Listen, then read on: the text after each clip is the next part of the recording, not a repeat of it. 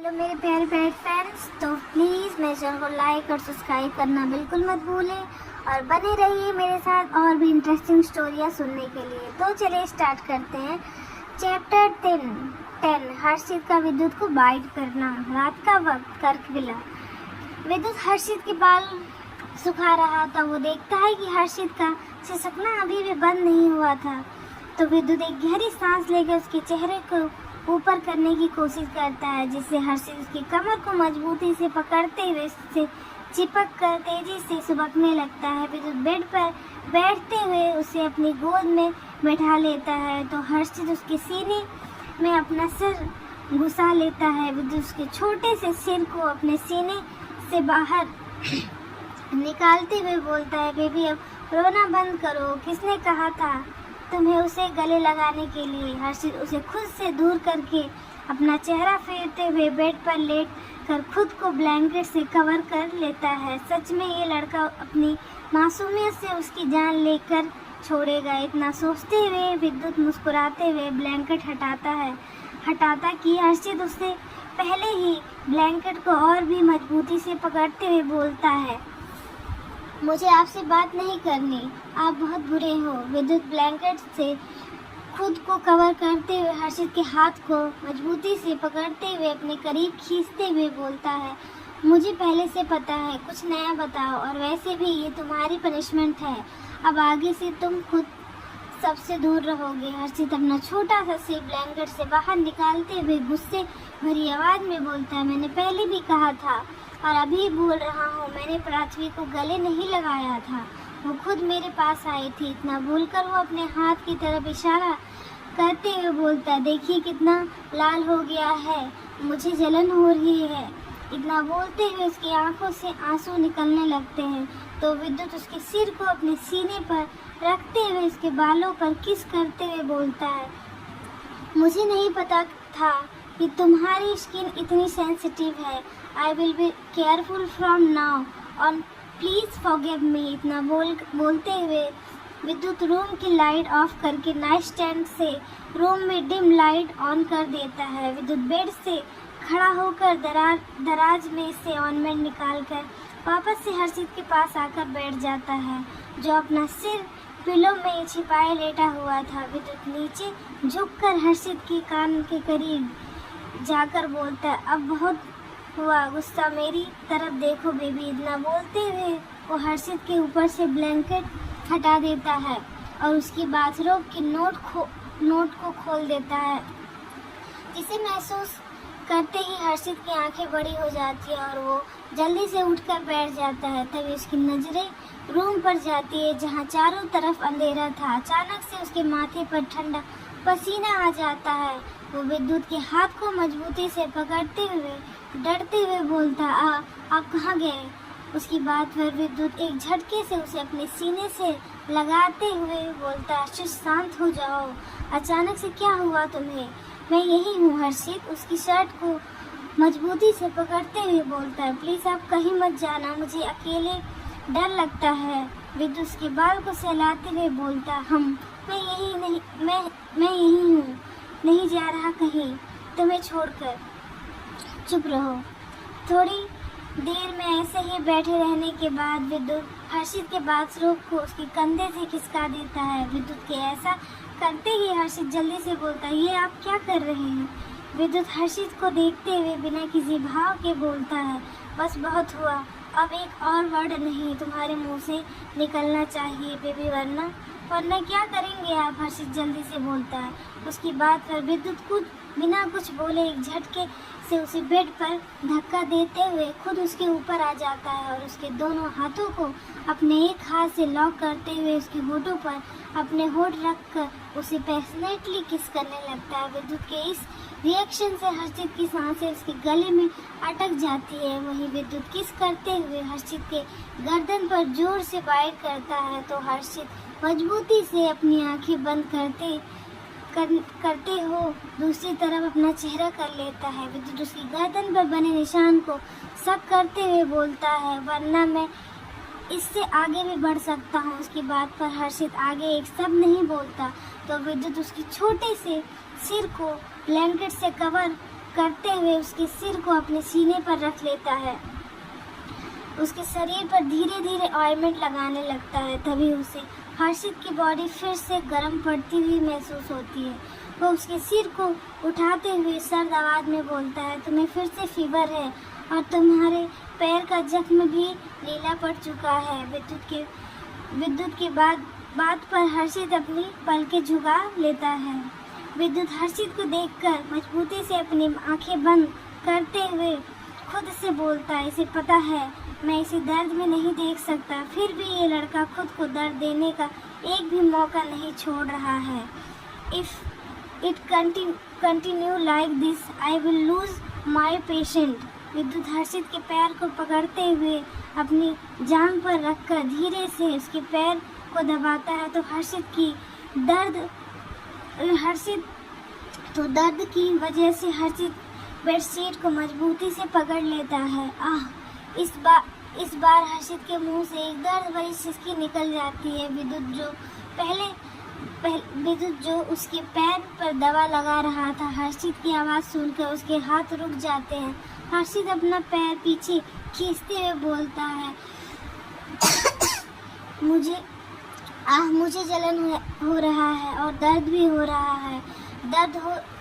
दर्द तो होगा ही, मैंने तुमसे कहा था ना, अपने पैर पर प्रेशर मत डालना। और अब तुम्हें वापस फीवर आ गया है। तुमने अपनी जिद की वजह से मेडिसिन भी नहीं ली और इस पैर को देखो कैसे नीला पड़ चुका है। अगर इन्फेक्शन हो गया तो विद्युत अपनी सख्त नज़रों से हर्षित को घूरते हुए बोलता है। इसे सुनकर हर्षित अपना सिर उसके सीने में छुपाते हुए बोलता है, ये सब आपकी वजह से हुआ है। क्या कहा तुमने? विद्युत अपनी सख्त आवाज़ में बोलता है, जिसे सुनकर हर्षित डर कर उसकी शर्ट को मजबूती से अपनी मुट्ठी में भर लेता है। हर्षित उसकी तरफ देखते हुए बोलता है, हाँ ये सब आपकी गलती है ना। आप इस दिन मुझे रूम में अकेला छोड़कर जाते, ना मैं वहाँ आता और ना मेरे पैर में कांच चुभता। उसके बाद भी आप मुझे डांट रहे हो। इतना बोलते हुए हर्षित की आंखों से आंसू निकलते हुए उसके गाल पर आ जाते हैं। विद्युत उसकी तरफ देखते हुए उसके आंसुओं को साफ करते हुए बोलता है, अच्छा ठीक है, सारी गलती मेरी है, अब रोना बंद करो क्योंकि मैं तुम्हें रोते हुए नहीं देख सकता। विद्युत धीरे से हर्षित के पैर पर दवा लगाकर बैंडेज कर देता है और उसके पैरों को आराम से बेड पर रखकर वॉशरूम की तरफ चला जाता है। तभी एक सर्वेंट रूम में जाकर डिनर रख कर वापस चली जाती है। विद्युत वॉशरूम से बाहर निकलकर आता है और उसकी नज़र हर्षित पर जाती है, जो खाने को ऐसे देख रहा था मानो वो उसका दुश्मन हो। विद्युत उसके पास आकर उसे अपनी गोद में उठाते हुए सोफे पर लेकर बैठ जाता है। विद्युत हर्षित को खिला रहा था और खुद भी खा रहा था कि तभी हर्षित बोलता है, मेरा हो गया। सच में तुम्हारा हो गया? विद्युत हर्षित को घूरते हुए बोलता है। उसके इतना बोलते ही हर्षित सब पका जाता है क्योंकि उसकी प्लेट में खाना वैसे का वैसे ही रखा था, पर मेरा पेट भर चुका है और अब मुझे नहीं खाना। हर्षित मासूमियत से उसकी तरफ देखते हुए बोलता है। तभी उसकी नज़र टेबल पर रखी हुई आइसक्रीम पर जाती है, जिसे देखकर उसकी आंखों में अलग ही चमक आ जाती है। वहीं उसे ऐसे देखकर पहले तो विद्युत की भौहें तन जाती है। वो उसकी नज़रों का पीछा करता है तो उसके चेहरे पर एक तिरछी मुस्कान आ जाती है। तुम्हें ये चाहिए? विद्युत की बात पर हर्षित जल्दी से मासूमियत से अपना सर हाँ में हिला देता है तो विद्युत उसे आइसक्रीम खाने को दे देता है। वहीं हर्षित जल्दबाजी में आइसक्रीम कम खा रहा था और अपने मुंह पर ज़्यादा लगा रहा था। ये लड़का अपनी हरकतों की वजह से मुझसे कुछ ऐसा वैसा करवा देगा जिसे मैं नहीं करना चाहता। इतना सोचते हुए विद्युत अपनी तिरछी नज़रों से उसकी तरफ देखते हुए बोलता है, तुमने मुझे तो दी ही नहीं। जिसे सुनकर हर्षित के हाथ रुक जाते और वो बोलता है, पर अब तो ख़त्म हो गई। हर्षित की बात पर विद्युत उसके होठों को देखते हुए बोलता है, never mind, I will take it self. उसकी बात सुनकर हर्षित को कुछ समझ नहीं आया। विद्युत उसे अपनी तरफ खींचते हुए उसके दोनों पैरों को अलग करते हुए अपनी कमर के चारों तरफ लपेटकर उसके बालों को पीछे से अपनी मुट्ठी में भरकर तेजी से उसके होठों को स्मूथ करने लगता है तो हर्षित की मुंह की आइसक्रीम विद्युत के मुंह में घुल रही थी।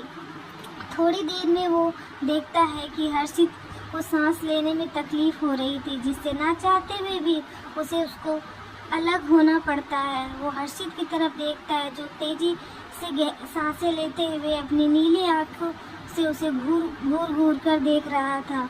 तभी वो अचानक से विद्युत की गर्दन पर जोर से बाइट करता है, पर इसे विद्युत को कोई फर्क नहीं पड़ता। हर्षित उससे अलग होकर उसकी गर्दन को देखता है, जहाँ उसकी गर्दन पर हर्षित के दांतों के निशान बन गए थे और वहाँ पे से हल्का हल्का खून रिस रहा था। आपको दर्द नहीं हो रहा? हर्षित की बात पर विद्युत अपना सिर ना में हिलाते हुए बोलता है, मुझे नहीं हो रहा है, पर शायद तुम्हें ठीक से बाइट करना भी नहीं आता। चलो मैं सिखाता हूँ बाइट कैसे करते हैं। My baby does not know anything. Harshit जब विद्युत उसको अपनी तरफ झुकता देखता है तो वो जल्दी से पीछे होते हुए बोलता, नहीं मुझे नहीं सीखना है, मेरे पास मत आइए। विद्युत एक तिरछी मुस्कान के साथ उसके होठों पर बाइट कर लेता है, जिससे हर्षित की आह निकल जाती है। वो अपनी आंखें मजबूती से बंद कर लेता है तो विद्युत उसके कंधे पर बाइट करते हुए उसे पीछे से अपनी बाहों में भरते हुए उसके कंधे पर अपनी ठुड्डी रखते हुए अपनी मदहोश भरी आवाज़ में बोलता है, Harshit you are so delicious, I can not even tell you. इतना बोलते हुए वो उसकी गर्दन पे एक बार फिर से बाइट कर लेता है। हर्षित की आंखों से आंसू आ गए थे। उसके आंसू देखकर विद्युत के सीने में दर्द उठता है। विद्युत उसे अपने पास खींचते हुए बोलता है, शुरुआत तुमने की थी पहले और अब तुम रो रहे हो, ये गलत बात है बेबी। गुस्से में उसके सीने पर मारते हुए बोलता है, आप बहुत बुरे हो, हर बार मुझे दर्द दे रहे हो, मुझे आपसे बात नहीं करनी। विद्युत उसके एक गाल को धीरे धीरे अपने अंगूठे से सहलाते हुए बोलता है, मैं तुम्हें दर्द नहीं दे रहा हूँ, ये बस मेरा प्यार है जो तुम्हें सारी ज़िंदगी सहना पड़ेगा। तभी अचानक से विद्युत का फ़ोन रिंग करता है। वो कॉल अटेंड करता है तो उधर वाले शख्स की बात सुनकर उसका चेहरा काला पड़ जाता है। वो फ़ोन पर अपनी पकड़ कसते हुए बोलता है, get the car ready, I am coming in 5 minute. इतना बोलते हुए विद्युत अपने पास में देखता है जहाँ अब हर्षित नहीं था। तभी उसकी नज़रें बालकनी में जाती है जहाँ हर्षित अपना दोनों हाथों से रेलिंग को मजबूती से पकड़े हुए एकटक चांद को देख रहा था। तभी उसे एक तारा टूटता हुआ दिखा। उसे देखकर वो जल्दी से अपनी आंखें बंद करके अपने दोनों हाथों को आपस में क्रॉस करके विश मांगने लगता है। उसकी इस हरकत से विद्युत के चेहरे पर छोटी सी मुस्कान आ जाती है। विद्युत उसके पास जाकर उसे कमर से पकड़ते हुए अपने करीब खींचता है तो हर्षित हैरानी से उसकी तरफ देखने लगता है। विद्युत बोलता है, ऐसे मत देखो वरना मैं जहाँ जा रहा हूँ वहाँ जा नहीं पाऊँगा और मुझे एक इम्पॉर्टेंट काम है जिसके लिए मैं जा रहा हूँ, इसलिए तुम यहाँ से भागने की कोशिश मत करना वरना मैं तुम्हारे साथ क्या करूँगा ये मुझे भी नहीं पता है। विद्युत की बात पर हर्षित डरते हुए 2 कदम पीछे हो जाता है। विद्युत उसके माथे को चूमते हुए बोलता, I miss you baby, wait करना मेरा। इतना बोलते हुए वो तेज कदमों से रूम से बाहर निकल जाता है। चैप्टर 11 हर्षित का जाना। कर्क इंडस्ट्री, रात का वक्त। इस वक्त कॉन्फ्रेंस रूम का माहौल काफ़ी गर्म था। विद्युत बिना किसी भाव से सामने प्रोजेक्टर की स्क्रीन पर वेपन के न्यू मॉडल देख रहा था। गुस्से की वजह से उसके माथे और हाथ की नसें उभर आई थी। वो एक जोरदार हाथ टेबल पर मारते हुए दांत पीसते हुए बोलता है, जिसने भी न्यू वेपन के मॉडल की अपडेट अदर कंपनी को दी है वो चुपचाप मेरे सामने आ जाओ, वरना तुम लोगों के साथ क्या होगा ये तुम सोच भी नहीं सकते। विद्युत की खतरनाक आवाज़ सुनकर वहाँ पर बैठे हुए सारे एम्प्लॉय के माथे पर ठंडा पसीना आ जाता है। वहाँ पर एक अलग सा सन्नाटा पसरा हुआ था। सब डर की वजह से कांप रहे थे। तभी विद्युत विक्रांत की तरफ देखते हुए अपनी खतरनाक आवाज़ में बोलता है, सीसीटीवी फुटेज लेकर आओ फास्ट। अगर वो मुझे नहीं मिला तो तुम लोग की कब्र में नहीं खोदूंगा, तैयार रहना इस चीज़ के लिए। उसकी बात सुनकर सबकी जान उनकी हलक में अटक जाती है। विद्युत अपनी ब्राउन आइज से एकटक लैपटॉप की स्क्रीन को घूर रहा था। तभी वो सर्द नज़रों से सामने बैठे हुए एक एम्प्लॉय की तरफ देखते हुए बोलता है, तुम्हारी हिम्मत कैसे हुई ऐसा करने की? इसकी सज़ा जानते हो तुम? उसकी बात पर वो एम्प्लॉय उसके पैर पकड़ते हुए बोलता है, सॉरी सर, मुझे माफ़ कर दीजिए, आगे से ऐसी गलती नहीं होगी। उसकी बात पर विद्युत उसकी गर्दन को मजबूती से पकड़ते हुए एक झटके से टेबल पर मारता है, जिससे टेबल का कांच चकनाचूर होकर पूरे कॉन्फ्रेंस रूम में बिखर जाता है। वहीं उस एम्प्लॉय का पूरा चेहरा खून से लथपथ हो जाता है। उसकी हालत देखकर सबका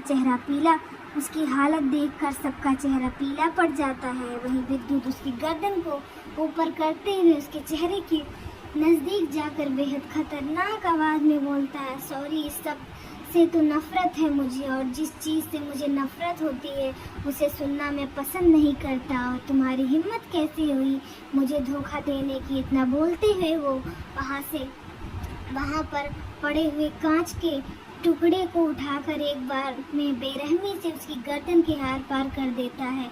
ले जाकर फेंक दो इसको। इतना बोलते हुए विद्युत लंबे कदमों से कॉन्फ्रेंस रूम से बाहर निकल जाता। वहीं उसके जाते ही सब सुकून की सांस लेते हुए दूसरी तरफ हर्षित लिविंग एरिया में बैठा हुआ था। काफ़ी देर से मेन गेट की तरफ देख रहा था। तभी उसकी नज़रें वॉल पर लगी हुई घड़ी पर जाती है, जिसमें रात की 11:30 बज रहे थे। वो सोफे पर खड़ा होते हुए खुद से बोलता है, आज वेद का बर्थडे है, पर मैं बाहर कैसे जाऊं? इतना सोचते हुए उसकी आंखों में चमक आ जाती है। वो अपनी नीली आंखों से चारों तरफ देखता है और धीरे कदमों से सबसे छुपते हुए गार्डन के बैक साइड चला जाता है। तो इस वक्त सारे बॉडीगार्ड सामने की तरफ खड़े हुए थे। हर्षित धीरे से दीवार के सहारे खड़ा होकर विला के दूसरी साइड कूद जाता है, पर कूदने की वजह से उसका हाथ दीवार से लग जाता है और वहां से खून निकलने लगता है। दर्द की वजह से वो मजबूती से अपनी आंखें बंद कर लेता है। अब मैं यहाँ से जा सकता हूँ, इतना बोलते हुए हर्षित खुश होते हुए वहाँ से आगे बढ़ जाता है। करीब 1 घंटे बाद विद्युत की मर्सिडीज विला के मेन गेट के अंदर एंटर करती है और वो अपने ब्लैक ओवरकोट को हाथ में लिए तेज कदमों से अंदर की तरफ बढ़ जाता है। इस वक्त उसका चेहरा एक्सप्रेशनलेस था। ईशान लिविंग एरिया में आते हुए बोलता है, हर्षित कहाँ है? विद्युत दिख नहीं रहा। विद्युत सीढ़ियों की तरफ बढ़ते हुए बोलता है, ऊपर रूम में होगा। तभी एक सर्वेंट जल्दी से उसके सामने खड़ी होते हुए डरते हुए बोलती है, सर, हमने हर्षित सर को पूरे विला में देख लिया, पर वो कहीं नहीं है। उसकी बात पर विद्युत जो सीढ़ियाँ चढ़ रहा था उसके कदम अपनी जगह ठहर जाते हो बिना पीछे देखे सर्द आवाज़ में बोलता है, ईशान। उसके बाद सुनकर ईशान हर्षित के फ़ोन की लोकेशन ट्रैक करने लगता है। विद्युत तेज कदमों से बाहर आकर कार की बैक सीट पर बैठ जाता है और ईशान पैसेंजर सीट पर और विक्रांत ड्राइविंग सीट पर बैठ जाता है और उसके पीछे विद्युत के बॉडीगार्ड की कार्स भी निकल जाती है। विद्युत सर्द आवाज़ में बोलता है, लोकेशन। विद्युत की बात पर ईशान बोलता है, मुंबई की जावेरी मार्केट के पास हर्षित के फ़ोन की लास्ट लोकेशन है। विद्युत अपनी गर्दन पर हाथ फेर कर अपने माथे को रब करते हुए बेहद खतरनाक आवाज़ में बोलता है, वहाँ जल्दी चलो। इतना बोलते हुए वो अपनी आंखों को बंद करते हुए अपने सिर को सीट पर टिकाते हुए खुद से बोलता है, ये तुमने अच्छा नहीं किया हर्षित, मैंने तुमसे कहा था मैं तुमसे प्यार से पेश आ रहा हूँ, तो मुझे वो बनने पर मजबूर मत करना जो मैं तुम्हारे सामने नहीं हूँ। आखिर तुम्हारे दिमाग में मुझसे दूर जाने का ख्याल आया भी कैसे? तुम्हें इसकी पनिशमेंट जरूर मिलेगी। इतना बोलते हुए वो अपनी मुट्ठी मजबूती से कस लेता है जैसे वो खुद को कंट्रोल करने की कोशिश कर रहा हो। थोड़ी देर में ईशान कार से नीचे उतरते हुए बोलता है, पहुंच गए। उसकी बात सुनकर विद्युत कार से नीचे उतरता है तो ईशान चारों तरफ देखते हुए बोलता है, रात के 1 बज गए हैं, इसीलिए सारी मार्केट बंद हो गई है, अब हम उसे कहाँ ढूंढे? विद्युत अपनी ठंडी नज़रों से चारों तरफ देखते हुए बोलता है, ढूंढो उसे, वो यहीं कहीं होगा। उसकी बात पर सारे बॉडीगार्ड हर्षित को ढूंढने लगते हैं। वहीं विद्युत एक जोरदार पंच कार की विंडो पर मारता है, जिससे कांच चकनाचूर हो जाता है। आवाज़ सुनकर ईशान और विक्रांत उसकी तरफ देखते हैं तो विद्युत के हाथ से बुरी तरीके से खून निकलते हुए नीचे टपक रहा था। वहीं विद्युत बिना किसी भाव से एकटक अपने हाथ को घूर रहा था। उसके चेहरे पर दर्द के नहीं पर हर्षित से दूर जाने की बेचैनी के भाव जरूर थे। विक्रांत जल्दी से उसके पास आकर बोलता है, सर आप ये क्या? वो आगे कुछ बोलता है उससे पहले विद्युत उसकी बात बीच में काट कर अपनी कोल्ड वॉइस में बोलता है, मुझे हर्षित चाहिए विक्रांत। मुझे नहीं पता तुम उसे कैसे ढूंढोगे, पर कुछ देर में वो मुझे किसी भी कीमत पर अपने सामने चाहिए, इसीलिए ढूंढो हर्षित को। विक्रांत डर कर 2 कदम पीछे होते हुए बोलता है, जी जी जी बॉस। तभी एक गार्ड उसके पास आकर बोलता है, सर पूरा मार्केट देख लिया पर कुछ पता नहीं चल रहा। उसकी बात पर विक्रांत अपना सिर टेढ़ा करते हुए उस गार्ड को घूरता है। विद्युत अपने कदम उस गार्ड की तरफ बढ़ाते हुए एक झटके से उसकी गर्दन पकड़ लेता है। उसके इस रिएक्शन से सब सहम कर 2 कदम पीछे हो जाते हैं। वो गार्ड सांस लेने के लिए छटपटाने लगता है। विद्युत अपनी पकड़ उसकी गर्दन पर मजबूत करते हुए बेहद खतरनाक टोन में बोलता है, मैंने तुमसे कहा था ना, एक पल के लिए भी तुम्हारी नजरें उससे हटनी नहीं चाहिए। फिर तुम्हारे होते हुए वो बिल्ला से बाहर कैसे निकला? विद्युत की बात पर वो बॉडीगार्ड अपना चेहरा इधर उधर करते हुए अपनी दबी हुई आवाज में बोलता, सर लास्ट टाइम मैंने उन्हें अपने रूम में जाते हुए देखा था, उसके बाद फिर वो नहीं दिखे।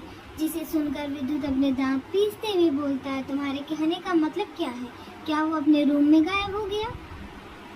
ईशान विद्युत के पास आकर बोलता है, विद्युत तुम ये क्या कर रहे हो? पहले हर्षित को ढूंढना ज़्यादा इम्पोर्टेंट है। एक तो वह कहीं मिल नहीं रहा है, कहीं उसके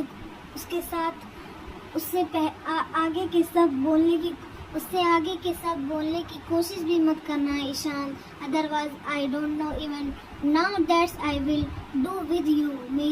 मेरे बेबी को कुछ नहीं हो सकता, मेरे रहते हुए कोई उसे छू भी नहीं सकता, वरना मैं उस शख्स के टुकड़े टुकड़े कर दूंगा। विद्युत अपनी सख्त नजरों से ईशान की तरफ देखते हुए बोलता है, गंदो। विद्युत की बात पर विक्रांत अपना सलाइवा निगलते हुए बोलता है, बॉस। विद्युत विक्रांत की तरफ देखते हुए बोलता है, तुम भी मरना चाहते हो?